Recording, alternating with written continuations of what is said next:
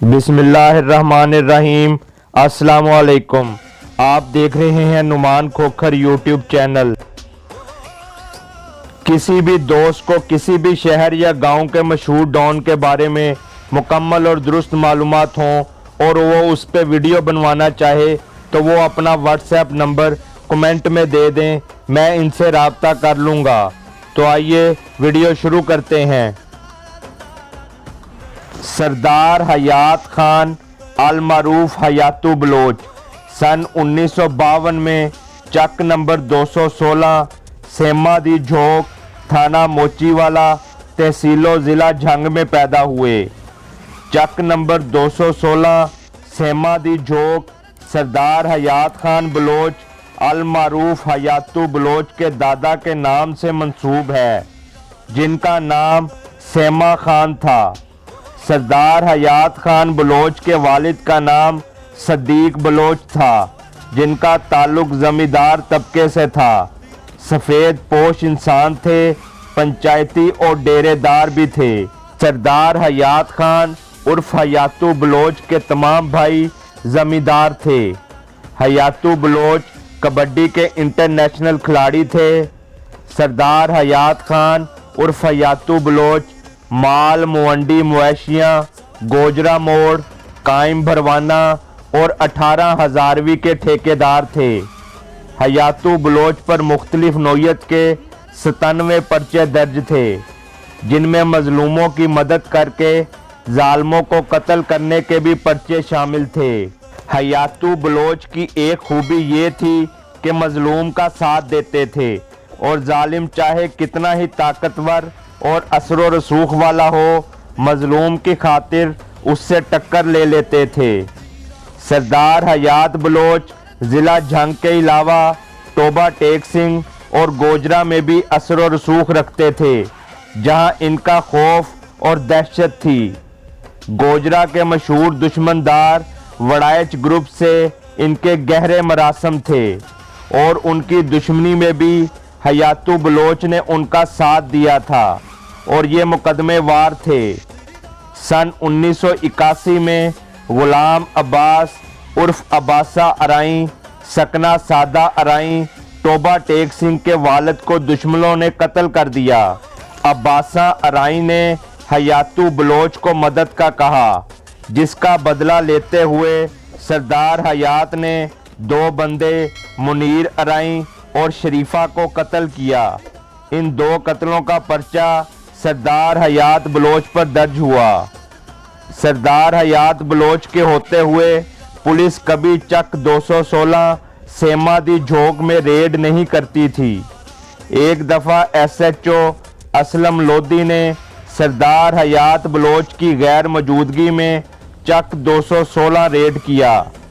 Police के भारी नफरी Aslam Lodhi SHO Mochiwala के हमरा थी। जब सरदार हयात बलोच को इस रेड का पता चला तो उन्होंने पुलिस को घेर लिया। SHO असलम लोधी की वर्दी फाड़ दी और जितने बंदे पुलिस ने पकड़े थे सबको छुड़वा लिया, जिसके बाद पुलिस को वहां से भगा दिया गया। सन 1988 में सरदार हयात बलोच के पास मोहम्मद मंजूर धीरो का, जिनका ताल्लुक गोजरा से था, आए और एक भैंस पसंद करके 1 माह के वादे पर उधार ले गए।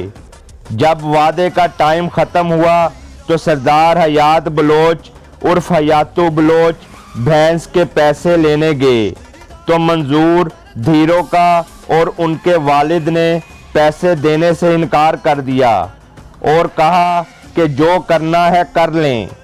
सरदार हयात बलोच ने 10 दिन का वक्त दिया कि मैं आपसे पैसे ले लूँगा, जिसके बाद 10 दिन के अंदर सरदार हयात ने 12 साथियों के हमरा असलहे से लैस होकर रात 4 बजे मंजूर धेरुका के डेरे पर पहुँचे और 10 भैंसें और 1 अदद घोड़ी गन पॉइंट पर लेकर अपने गांव की तरफ वापस आ रहे थे कि पीछे से गोजरा पुलिस ने इतला पर पीछा किया, जहां इनका पुलिस मुकाबला हुआ, मगर सरदार हयात बलोच तमाम भैंसें और घोड़ी लेकर गांव पहुंच गए।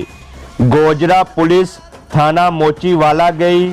SHO मोचीवाला असलम लोधी को तमाम वाकया सुनाया और इमदाद तलब की।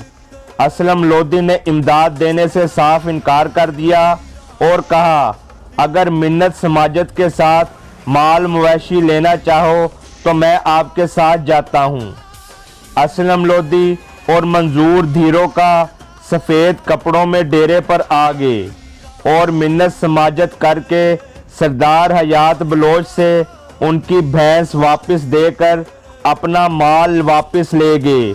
सरदार हयात बलोच के बहुत से पुलिस मुकाबले भी हुए जिसमें बहुत से लोग जख्मी हुए। पुलिस को ही अक्सर पसपा होना पड़ता था। पंजाब के उस वक्त के मशहूर और नामवर इश्तिहारी सरदार हयात बलोच के पास पनाह लेने आते थे। सन 1989 में सियासी शख्सियत मार जफरुल्लाह भरवाना के कहने पर सरदार हयात बलोच को नज़रबंद किया गया। ऐसा कई दफ़ा हुआ कि सरदार हयात बलोच को सियासी नज़रबंद किया गया।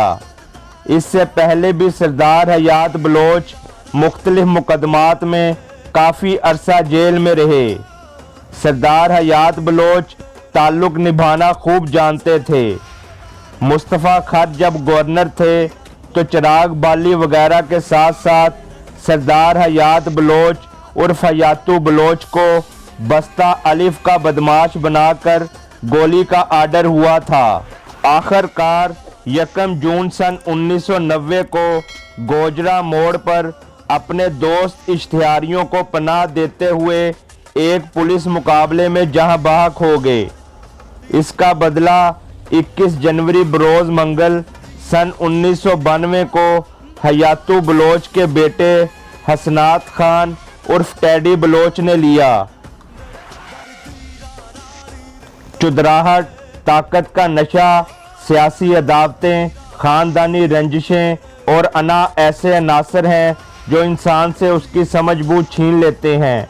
इंसान की अना वो चीज़ है जिससे वो बड़ी से बड़ी दुश्मनी में भी कूद पड़ता है। वो ये चीज़ भूल जाता है कि उसकी अना उसकी आने वाली नस्लों को किस अजाब में मुब्तला कर देंगी। ये दुश्मनियाँ जिसमें कई कई अफराद कत्ल हो जाते हैं, बाद में उनके ख़ानदानों का जो हाल होता है ये सिर्फ वही जान सकते हैं जो इसमें से गुज़रते हैं। अपने प्यारों को खोने का दुख सिर्फ वही समझ सकते हैं जो अपने प्यारों को खोते हैं। जुर्म की दुनिया किसी को माफ़ नहीं करती, इसीलिए आजिज़ी और दरगुजर का हुक्म दिया गया है और इसी वजह से गुस्सा हराम करार दिया गया है। हमें अपने अंदर बर्दाश्त पैदा करनी चाहिए और ऐसी बातों से इज्तनाब करना चाहिए जो किसी भी दुश्मनी का बायस बने। मेरा मकसद नौजवान नस्ल को जुर्म की दुनिया से बचाना है जिसमें वापसी का रास्ता नहीं होता और ज़िल्लत और रुसवाई ही उसका मुकद्दर बनती है। हमारा मुआशरा ऐसी बेशुमार दर्द भरी दास्तानों से भरा पड़ा है जिसमें दुश्मनियों की वजह से ख़ानदानों के ख़ानदान उजड़ चुके हैं, जिनमें बहुत से लोग कत्ल जबकि कातलों से जेलें भरी पड़ी हैं। कत्ल को एक लम्हे का पागलपन करार दिया गया है। कत्ल के पीछे नफ्सियाती अवामिल भी हो सकते हैं और किसी खित्ते की रवायात भी। इस एक लम्हे के पीछे कोई हादसा, वाकया या कोई और ही ड्रामा होता है जिसके असरात अंदर ही अंदर काम कर रहे होते हैं। ज़िंदगी एक बार मिलती है, लिहाजा अच्छी और शराफत भरी ज़िंदगी गुजारनी चाहिए और दूसरों के काम आने की कोशिश करनी चाहिए। मेरी तमाम वालिदैन से गुजारिश है कि अपने बच्चों की तालीम और तरबियत पर ख़ास तवज्जो दें और उन पर कड़ी निगाह रखें ताकि वो अच्छे और शरीफ शहरी बन सकें और मुल्क पाकिस्तान की तामीर और तरक्की में अपना अहम किरदार अदा कर सकें, क्योंकि माँ की गोद को अवलीन दरसगाह कहा गया है। उम्मीद करता हूँ आपको वीडियो अच्छी लगी होगी। मेरा channel Numan Khokhar subscribe, like और शेयर करना ना भूलें और बेल का बटन ज़रूर दबाएं ताकि आपको नई आने वाली वीडियोज़ मिलती रहें। इसके साथ ही मुझे इजाज़त दें। अल्लाह हाफिज़।